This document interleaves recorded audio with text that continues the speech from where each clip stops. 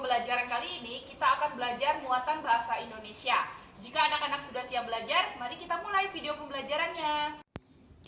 Dalam video pembelajaran kali ini, kita akan belajar muatan bahasa Indonesia yang ada di tema 2, subtema 1.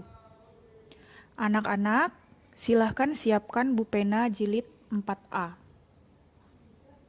Nah, pertama kita akan membahas materi bahasa Indonesia yang ada di Bupena halaman 74 sampai 75. Mengolah informasi dalam bentuk peta pikiran.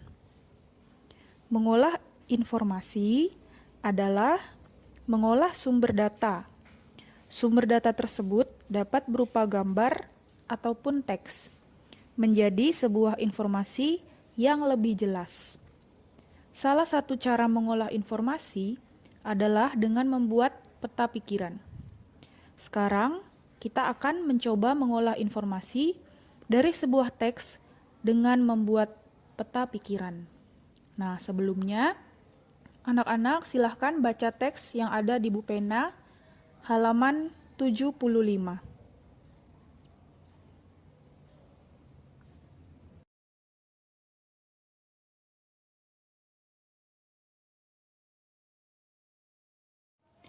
Jika anak-anak sudah selesai membaca teks yang ada di Bupena, maka kita dapat memperoleh hal-hal penting dari teks tersebut.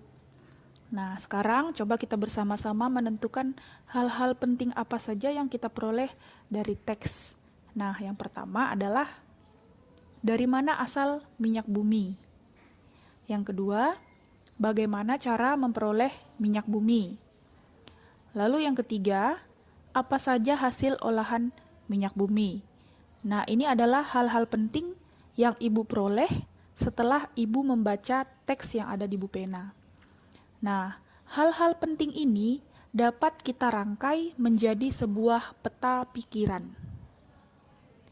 Nah, jadi ini adalah peta pikiran yang bisa kita buat berdasarkan teks tadi yang sudah kita baca. Peta pikirannya dapat berbentuk seperti ini.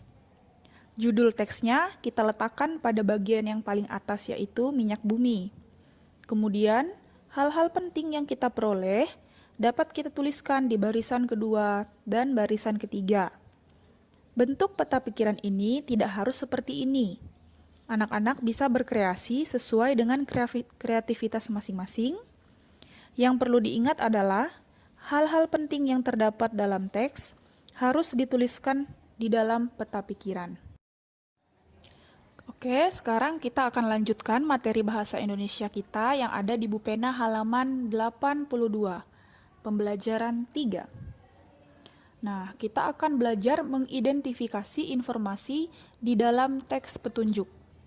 Cara mengidentifikasi informasi di dalam teks petunjuk dapat dilakukan dengan membaca intensif ataupun membaca memindai. Nah, contoh teks petunjuk ada di Bupena halaman 82, yaitu tentang cara membuat kincir angin plastik. Nah, contoh-contoh teks petunjuk yang lain adalah misalnya petunjuk pembuatan kue, ataupun teks petunjuk menggunakan alat-alat elektronik. Sekarang kita akan belajar menentukan informasi penting dari teks petunjuk. Sebelumnya, anak-anak silahkan baca dulu teks petunjuk yang ada di Bupena halaman 82.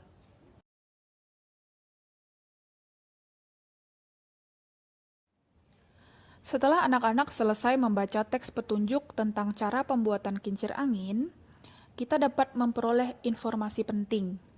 Nah, ini adalah contoh informasi penting yang diperoleh setelah membaca sebuah teks petunjuk. Di sini ada 2 poin. Yang pertama adalah alat dan bahan yang digunakan untuk membuat kincir angin plastik. Lalu hal penting yang kedua adalah bagaimana langkah-langkah membuat kincir angin plastik.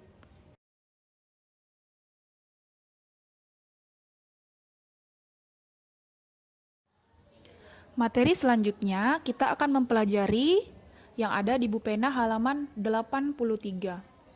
Menceritakan informasi berdasarkan gambar yang diamati. kita dapat memperoleh informasi dari sebuah gambar. Caranya dengan menjelaskan bagian-bagian gambar secara detail dan terperinci. Kita juga dapat menyampaikan gagasan pokok yang sesuai dengan gambar. Nah, anak-anak silahkan perhatikan gambar yang ditampilkan berikut. Kira-kira informasi apa saja yang bisa kita peroleh dari gambar tersebut? Nah, ini adalah beberapa informasi yang bisa diperoleh setelah kita mengamati gambar. Yang pertama, terdapat banyak sampah yang dibuang di tepi jalan. Kemudian, banyak pohon pisang yang ada di sekitar sampah tersebut. Lalu, tumpukan sampah tersebut membuat lingkungan menjadi terlihat kotor. Materi selanjutnya adalah muatan bahasa Indonesia yang ada di halaman 89 sampai 90, yaitu tentang gagasan pokok dan gagasan pendukung dalam suatu teks. Gagasan pokok dan gagasan pendukung ditentukan dengan membaca memindai. Membaca memindai adalah cara mendapatkan informasi dengan membaca sekilas, dengan cepat dan teliti. Nah, silahkan anak-anak baca teks kerbau berikut. Setelah membaca, kita akan menentukan gagasan pokok dan gagasan pendukungnya.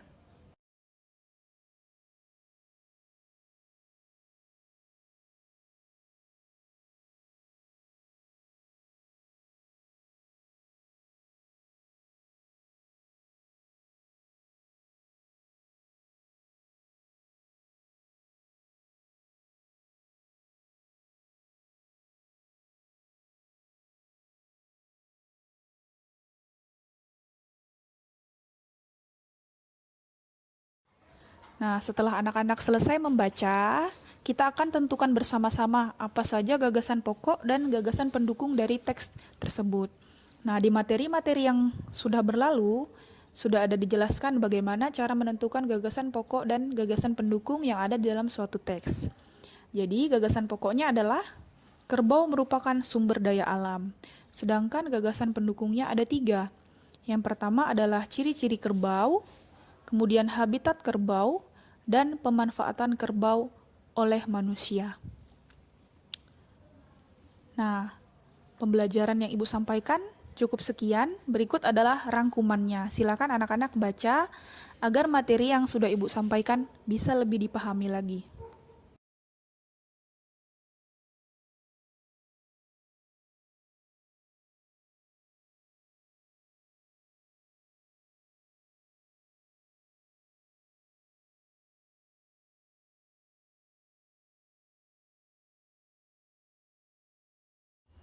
Untuk tugasnya, silakan anak-anak kerjakan soal yang ada di buku pena halaman 92, muatan bahasa Indonesia. Kerjakan nomor 1, 2, dan 3. Tulis soalnya di buku tugas tematik. Tugas ini tidak perlu dikumpulkan, nanti akan ada pembahasannya menyusul. Sekian dulu video pembelajaran kali ini. Harapan Ibu, semoga anak-anak sekalian dapat memahami materi pelajaran yang Ibu sampaikan dalam video pembelajaran kali ini. Tetap semangat belajar, tetap jaga kesehatan. Sampai jumpa di video pembelajaran selanjutnya.